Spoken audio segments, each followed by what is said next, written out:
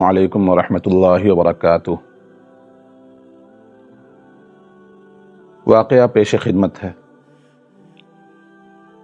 کسی بستی میں ایک عورت بڑی صالح اور پاک باز عبادت گزار ہر وقت اللہ کی یاد میں مشغول رہتی تھی۔ اللہ پاک نے دنیا کی نعمتوں کے ساتھ دین کی دولت سے بھی خوب نوازا تھا۔ اللہ کی قدرت کہ اس کا نیک خدا ترس شوہر وفات پا گیا۔ اس کا ایک ہی لڑکا تھا۔ اس نیک دل عورت نے اس لڑکے کی بڑی اچھی طرح پرورش کی، ناز و نعمتوں سے پالا، تعلیم بھی اچھی دلائی۔ لڑکے نے جب دنیا کے میدان میں قدم رکھا تو ہر طرف اس کے حسن سلوک کے چرچے ہونے لگے۔ شریف لوگ اس کو عزت کی نگاہ سے دیکھتے، بیوہ عورتیں اس کو دعائیں دیتی، یتیم بچے اس کے قدموں میں آنکھیں بچھاتے۔ یہ سب اس وجہ سے کہ وہ ہر ایک سے حسب مراتب پیش آتا۔ وہ غریبوں سے ہمدردی کرتا، خیرات صدقات دیتا۔ غرض اس کی بستی میں کوئی ایسا فرد نہ تھا جو اس سے خوش نہ تھا۔ اس کی بستی والے ایسے نیک لوگ تھے کہ ہر گھر سے قرآن پاک کی تلاوت کی آواز آتی تھی۔ مساجد میں درس قرآن اور اللہ کے ذکر کی مجلسیں ہوتی تھیں۔ غرض اس بستی کا ہر گھر جنت کا نمونہ تھا۔ ہر فرد دوسرے کا غمخوار، ایثار اور شرافت کا پتلا تھا۔ یہ لڑکا دیہات سے باہر شہر میں آنے جانے لگا۔ کچھ عریانی اور بے حیائی کا مظاہرہ کرنے والی عورتوں پر اس کی نظریں پڑنے لگیں۔ آہستہ آہستہ اس کی دوستی نیکوں سے ہٹ کر بدوں سے بڑھنے لگی۔ پھر وہ راستہ سے بھٹک گیا۔ بد کردار دوستوں کے مشورے سے اس نے والدہ کے کھیت، دیہات کی پرسکون زندگی کو خیر آباد کہہ کر شہر کی فضا میں اپنا ڈیرا ڈال لیا۔ اس کے ڈیرے میں اب ہر قسم کے اوباش دوست اس کے گرد جمع ہونے لگے۔ ان بد کردار دوستوں نے اسے راہ حق سے ہٹا دیا۔ ماں مصلی پر بیٹھی ہر وقت اس کے لیے دعائیں کرتی۔ کبھی کبھی ماں سے ملنے شہر سے گاؤں چلا جاتا۔ آہستہ آہستہ وہ وقت آیا کہ مہینوں میں ایک چکر لگاتا۔ اسی اثنا میں اس کے بد کردار دوستوں کے ذریعہ اس کی شناسائی ایک بد کردار عورت سے ہو گئی، اور وہ اس کا اس قدر اسیر اور فریفتہ ہوا کہ اپنے باپ کی جائیداد فروخت کر کے اس پر لٹاتا رہا۔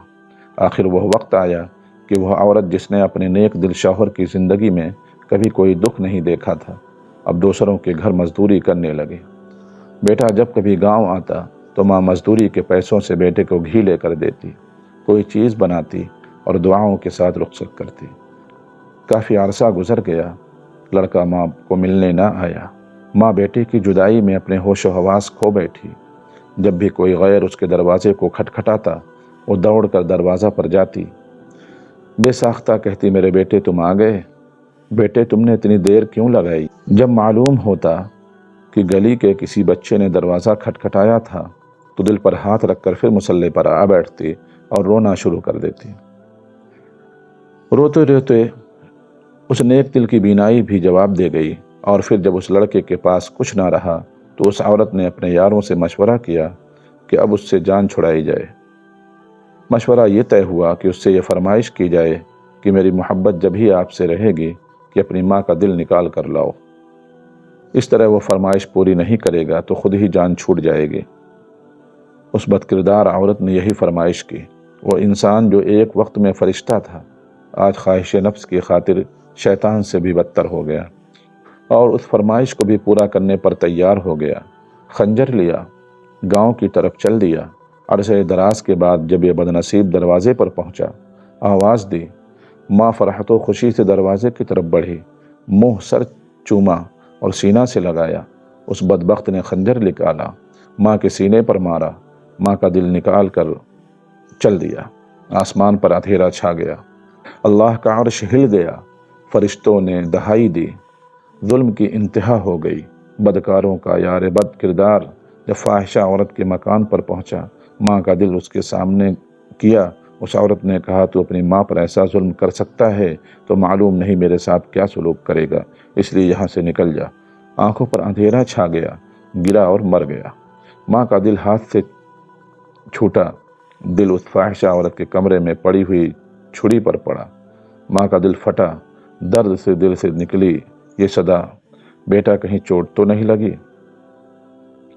ماں کی عظمت، ماں کی شفقت، ماں کی محبت، ماں کے احسانات کو نظر انداز کر کے عورتوں کے آگے جھکنے والوں، اور ماں کو حقارت کی نظروں سے دیکھنے والوں، تم پر اللہ کی لعنت، تم پر فرشتوں کی لعنت، تم پر پیغمبروں کی لعنت، تم پر تمام نیک انسانوں کی لعنت۔ توبہ کر لو، نیکی کی راہ اختیار کر لو، ماں کے قدموں پر سر رکھ لو۔ اس وقت تک سر نہ اٹھاؤ جب تک کہ وہ راضی نہ ہو جائے، چاہے تم کو موت تک سر رکھنا پڑے، رکھے ہوئے نجات اسی میں ہے۔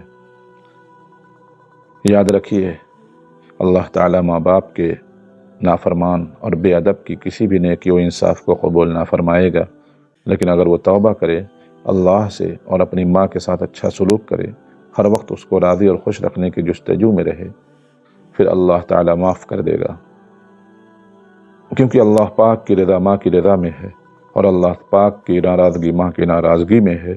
اللہ تعالیٰ ہم کو اپنی رضا کی توفیق عطا فرمائے اور ہمیں اپنی ناراضگی سے بچائے۔